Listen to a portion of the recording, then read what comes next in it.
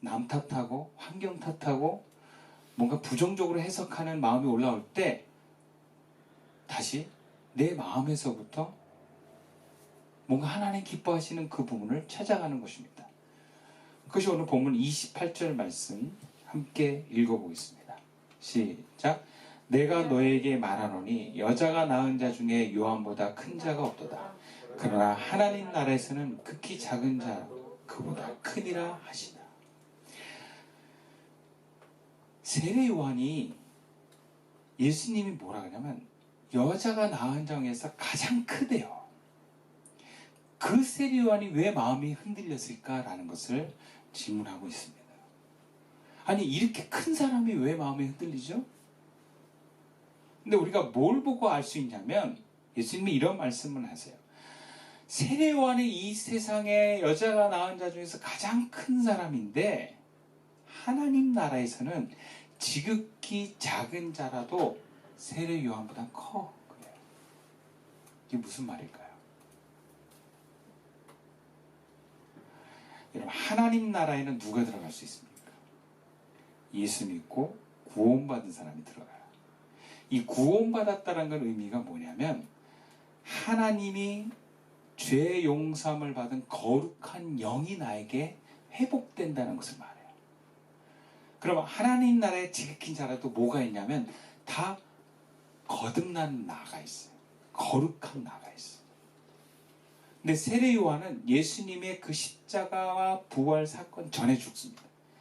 구약의 마지막 선지자, 율법으로는 가장 위대하고 선지자 중에서도 예수님을 직접 만났기 때문에 가장 높은 선지자예요. 그런데 거듭남의 경험을 하지 못한, 그래서 어떻게 보면 바람이 불 때 흔들릴 수밖에 없는 인간이라는 거예요. 죄성을 포기할 수 없는 연약한 인간.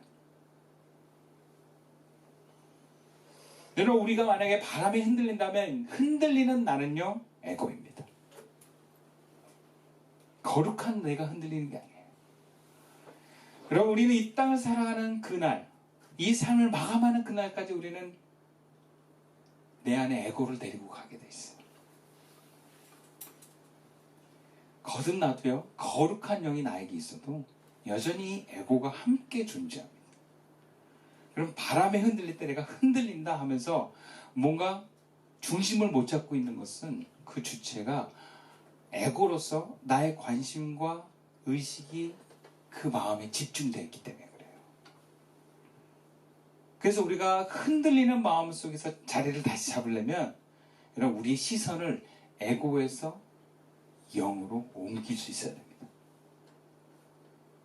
그리고 여러분 하나님은 에고를 만나주시는 분이 아니에요. 하나님은 영이십니다. 영인 예수 믿고 구원받아 내가 거듭난 이 영의 하나님은 임하시고 말씀하시는 거예요. 그래서 흔들리는 그 에고의 나에서 시선을 벗어서 영으로 다시 초점을 맞추셔야 돼요. 의식을 집중해야 돼요.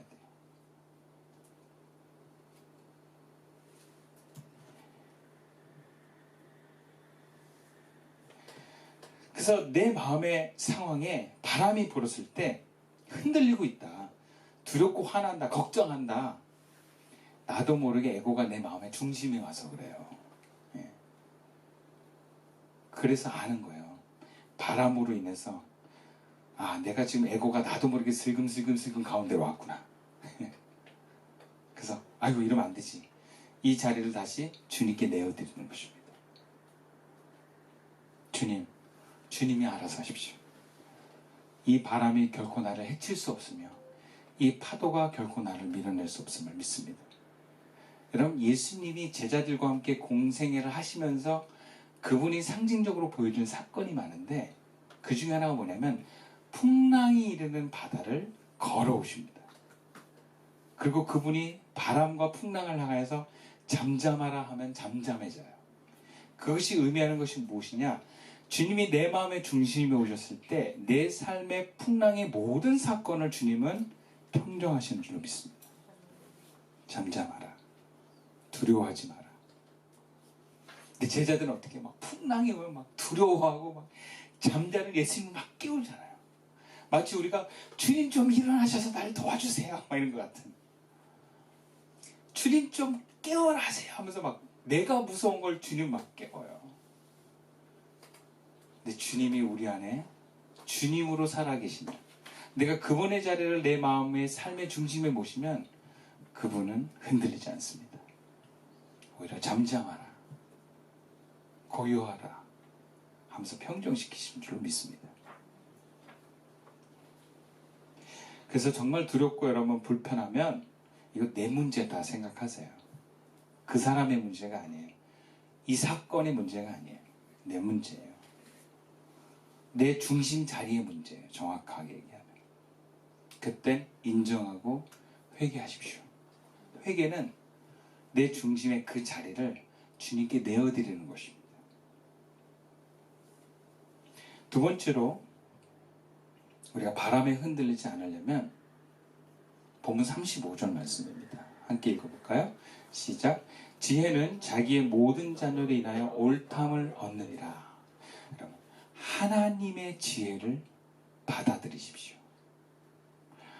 예수님은 세례요한 다음에 바리새인과 율법교사들을 지적하세요. 30절에 보면 바리새인과 율법교사들은 세례요한의 세례도 받지 않고 그들 자신을 위해서 하나님의 뜻을 저버린 사람들이다 이렇게 표현을 합니다. 그러면서 이 세대를 포함해서 그들은 피리를 불어도 춤추지 않고 곡을 해도 울지 않는 사람과 같다.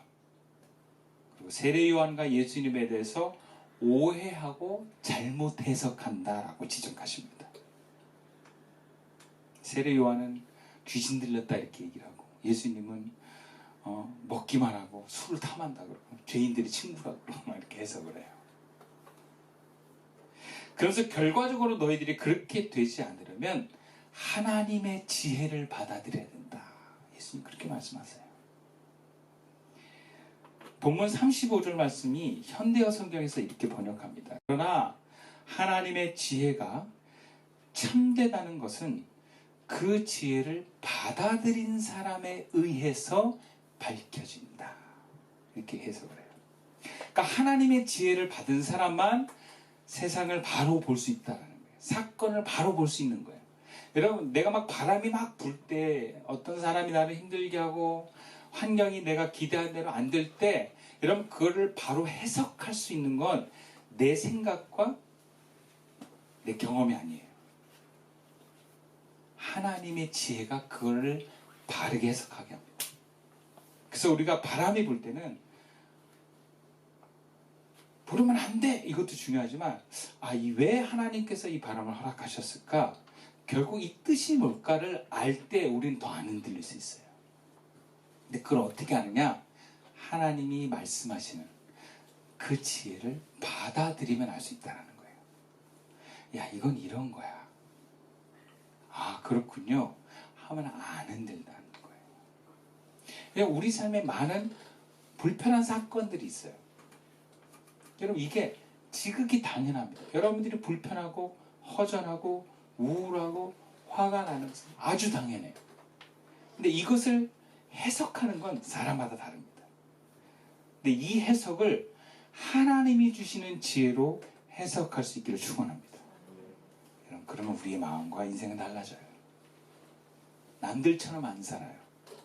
세상의 흐름에 당연한 것도 나는 당연하지 않고 오히려 감사와 기쁨으로 고백하게 될 줄을 믿습니다. 해석을 하나님의 지혜를 통해서 해석하시기를 축원합니다. 마지막으로 흔들리는 믿음과 마음을 바로잡으려면요, 본문 21절부터 23절까지의 말씀인데요, 좀 기니까 저랑 교독합시다. 마침 그때 예수께서 질병과 고통과 및 악귀 들린 자를 많이 고치시며 또 많은 맹인을 보게 하신지라. 예수께서 대답하여 이르시되 너희가 가서 보고 들은 것을 요한에게 알리되 맹인이 보며 못 보는 사람이 걸으며 나병한 자가 깨끗함을 받으며 귀먹은 사람이 들으며 죽은 자가 살아나며 가난한 자에게 복음이 전파된다 하라. 누구든지 나로 말미암아 실족하지 않은 자는 복이 있도다 하시니라. 우리가 마지막으로 우리의 흔들리는 마음을 붙들려면 우리가 맹인과 병든 자의 줄에 서는 것입니다. 여러분, 세례 요한이 왜 의심을 했을까요? 세례 요한은 예수님의 그 생명이 흐르는 그 사역 현장에 있지 않았습니다. 그는 어디 있었냐? 예수님과 동떨어진 곳에서 자기만의 어떤 영역에서 사역을 했어요. 그리고 여전히 지금 감옥에서 예수님과 또 떨어져서 있습니다. 세례 요한은 예수님이 메시아인 줄 알았지만 그를 따라가지 않았습니다. 왜? 뭔가 자기 나름대로의 그 사역을 소중히 여겼을 가능성이 많습니다. 어쩌면 규모 면에서는 예수님보다 더 큰 사역을 했는지 모르겠어요. 세례 요한에게 온 사람들과 예수님에게 온 사람들은 좀 다릅니다. 어떤 사람들이 세례 요한에 왔냐면 뭔가 군인들, 지식인들, 또 부자들 이런 사람들이 왔어요. 근데 예수님은요, 병든 자, 가난한 자, 귀신 들린 자 이런 사람들이 왔어요.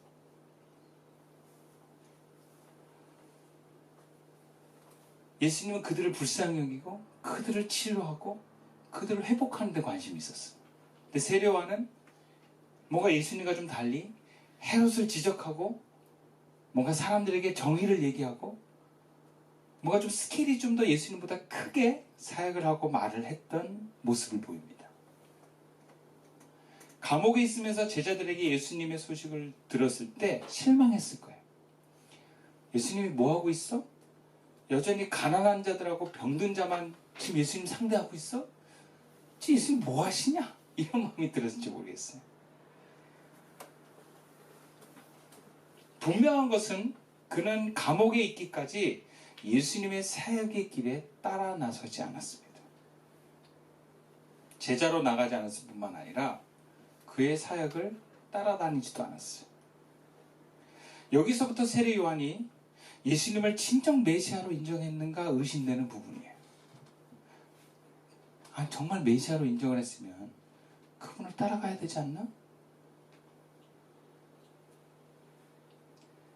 예수님을 따라 나서지 않는 세례 요한은요, 예수님과 분리된 상태에서는 하나님의 감동과 능력은 제한받을 수밖에 없어요. 왜냐하면 방향이 다르기 때문에 그래요. 방향이.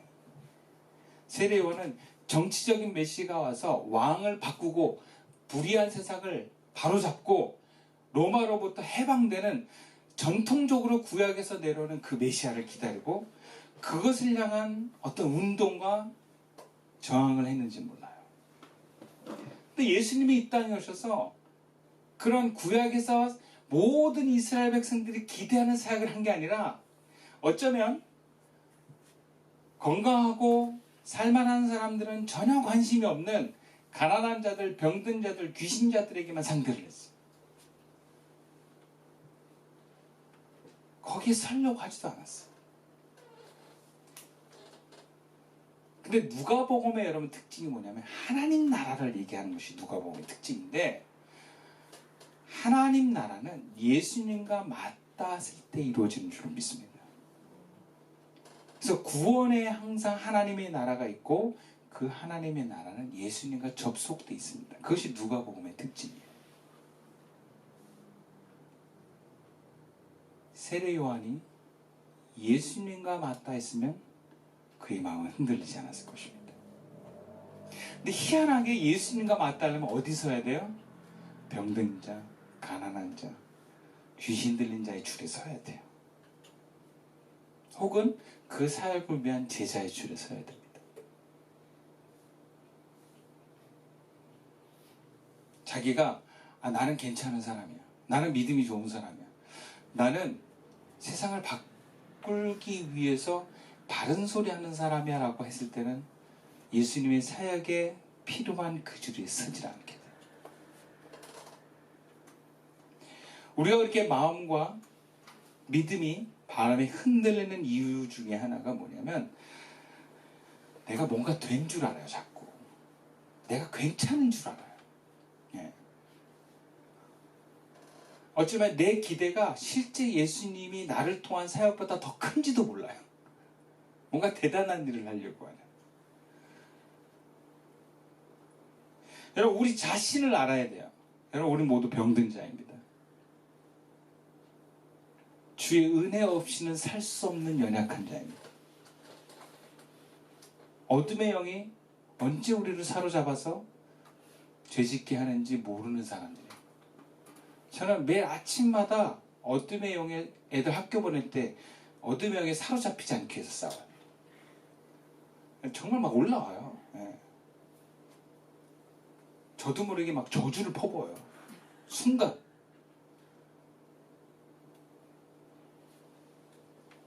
하나님의 긍휼을 구하지 않고는 하루도 죄를 안 짓고 살 수가 없어요. 그래서 우리가 어디 서야 되냐면 주님의 긍휼과 치유가 흘러가는 그 줄에 설 수 있어야 돼요. 우리의 마음이. 근데 우리의 눈은 자꾸 내가 성공하고 잘되고 존경받고 인기 있는 자리로 자꾸 내 마음을 몰고 가요. 그래야 된다라고 막 얘기를 해요. 그러기 위해서 너 이렇게 해야 된다라고 얘기를 합니다. 근데 여러분, 예수님의 관심은 어디인지 아세요? 나의 성공과 번영과 인기에 있지 않고 병든 자, 가난한 자, 연약한 자, 어둠의 영에 사로잡힌 자에 관심이 있어요. 줄을 바로 서셔야 돼요.